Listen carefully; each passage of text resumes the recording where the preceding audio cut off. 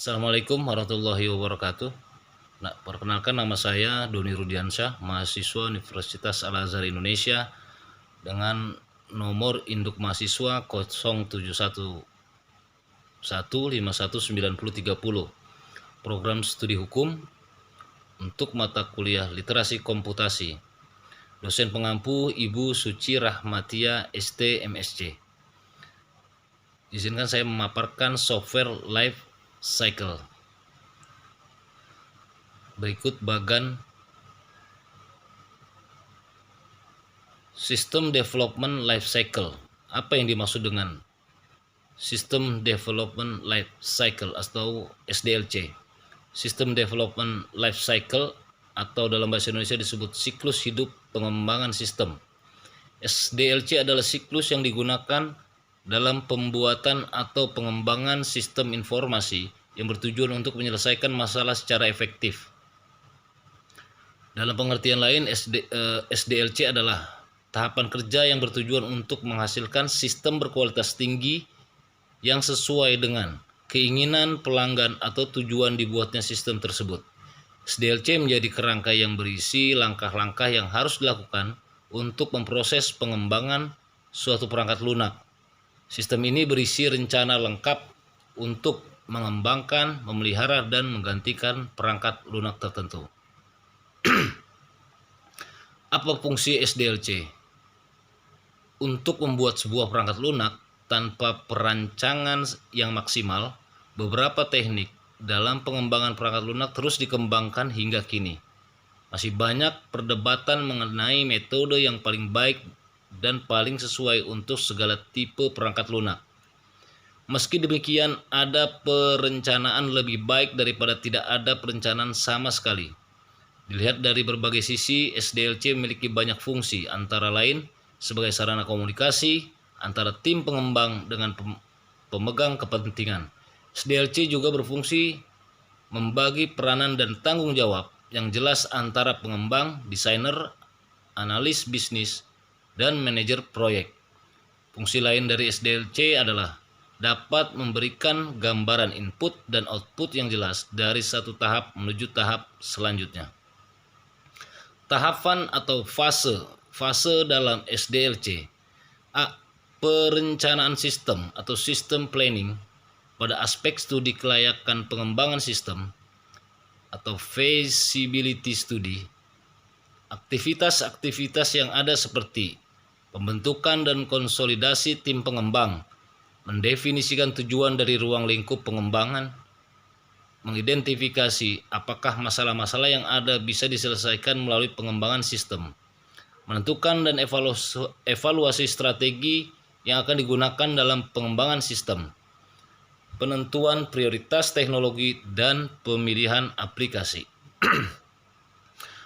Analisis sistem. Sistem akan dianalisis bagaimana akan dijalankan nantinya. Hasil analisis berupa kelebihan dan kekurangan sistem, fungsi sistem, hingga pembaharuan yang dapat diterapkan. Bagian ini termasuk dalam bagian perencanaan. Bagian lain yang termasuk dalam perencanaan ialah alokasi sumber daya, perencanaan kapasitas, penjadwalan proyek, estimasi biaya, dan penetapan. Dengan demikian, hasil dari tahap perencanaan ialah rencana proyek, jadwal, estimasi biaya, dan ketentuan. Idealnya manajer proyek dan pengembang dapat bekerja maksimal pada tahap ini. Tahap di mana dilakukan beberapa aktivitas berikut: melakukan studi literatur untuk menemukan suatu kasus yang bisa ditangani oleh sistem, brainstorming dan tim pengembang mengenai kasus mana yang paling tepat dimodelkan dengan sistem, mengklasifikasikan masalah, peluang, dan solusi yang mungkin diterapkan untuk kasus tersebut. Tahap ini perancangan sistem atau sistem design. Tahap ini akan menghasilkan prototipe dan beberapa output lain meliputi dokumen berisi desain, pola, dan komponen yang diperlukan untuk mewujudkan proyek tersebut. Sistem spesifikasi, kemudian dilakukan perancangan sistem sebagai tahapan kelanjutannya. Tahap ini ialah tahap di mana seluruh hasil analisis dan pembahasan tentang spesifikasi sistem diterapkan menjadi rancangan atau cetak biru sebuah sistem. Tahap ini disebut sebagai cetak biru, di mana sistem sudah siap untuk dikembangkan mulai dari implementasi, analisis sistem, hingga tenaga pendukung sistem yang akan dikembangkan. Model pengembangan SDLC, Waterfall Model. Metode pengembangan sistem metode SDLC atau System Development Life Cycle atau sering disebut sebagai pendekatan air terjun atau waterfall. Waterfall merupakan model klasik yang sederhana dengan aliran sistem yang linear. Output dari setiap tahap merupakan input dari tahap berikutnya.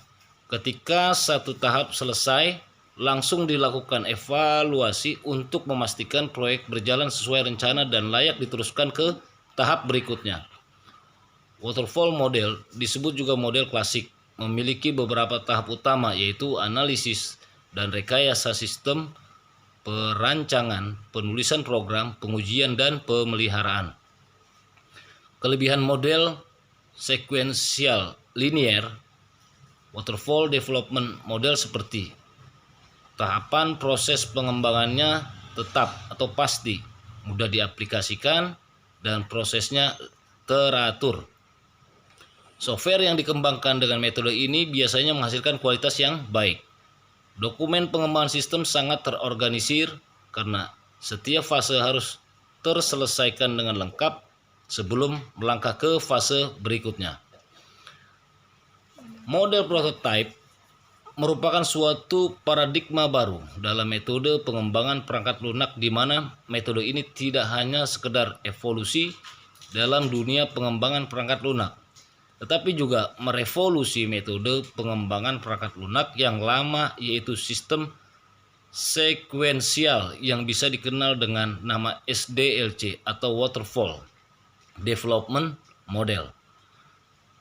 Dalam model prototype dari perangkat lunak yang dihasilkan kemudian dipresentasikan kepada pelanggan, dan pelanggan tersebut diberikan kesempatan untuk memberikan masukan sehingga perangkat lunak yang dihasilkan nantinya betul-betul sesuai dengan keinginan dan kebutuhan pelanggan. Kelebihan model prototype: pelanggan berpartisipasi aktif dalam pengembangan sistem sehingga hasil produk pengembangan akan semakin mudah disesuaikan dengan keinginan dan kebutuhan pelanggan. Mempersingkat waktu pengembangan produk perangkat lunak. Adanya komunikasi yang baik antara pengembang dan pelanggan. Model Rapid Application Development atau RAD, sebuah model proses perkembangan perangkat lunak sekuensial linear yang menekankan siklus pengembangan yang sangat pendek, kira-kira 60-90 hari. Model RAD ini merupakan sebuah adaptasi kecepatan tinggi dari model sekuensial linear, di mana pengembangan cepat dicapai dengan menggunakan pendekatan konstruksi berbasis komponen. Kelebihan model RAD: lebih efektif dari pengembangan model waterfall atau sekuensial linear dalam menghasilkan sistem yang memenuhi kebutuhan langsung dari pelanggan. Model RAD mengikuti tahap pengembangan sistem seperti pada umumnya, tetapi mempunyai kemampuan untuk menggunakan kembali komponen yang ada sehingga pengembang tidak perlu membuatnya dari awal lagi, sehingga waktu pengembangan menjadi lebih singkat dan efisien. Model Evolutionary Development bersifat iteratif, mengandung perulangan. Hasil prosesnya berupa produk yang makin lama makin lengkap sampai versi terlengkap dihasilkan sebagai produk akhir dari proses. Model Evolutionary Development atau Evolutionary Software, proses terbagi menjadi dua, yaitu model incremental, kedua model spiral atau model Bohm.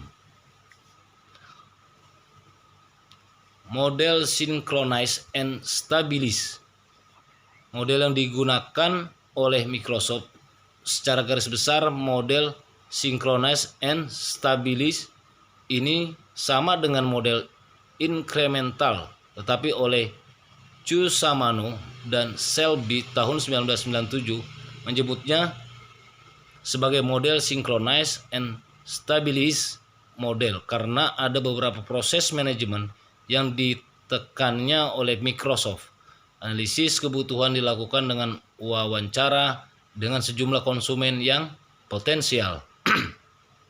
Kelebihan model synchronize and stabilize: membagi produk yang besar ke dalam bagian-bagian yang lebih kecil. Prioritas dari fitur produk yang memiliki tim fitur kecil dapat dibuat dalam beberapa bulan. Membuat proyek bekerja secara sistematis meskipun mereka tidak dapat menggambarkan dan menyelesaikan suatu produk di awal proyek. Model rasional Unified Process. Metodologi pengembangan sistem berbasis objek. Metode ini sudah menjadi salah satu metode yang banyak digunakan dalam pengembangan sistem berorientasi objek.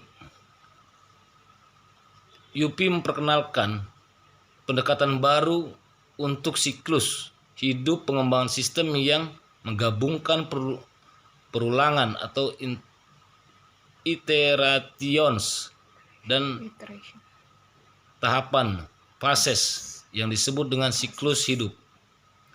Kelebihan model RUP: kemungkinan untuk secara sistematis mengontrol perubahan-perubahan yang terjadi pada software selama proses pengembangannya. Kemungkinan untuk menjalankan test case dengan menggunakan Rational Test Manager 2. Demikian, terima kasih. Wassalamualaikum warahmatullahi wabarakatuh.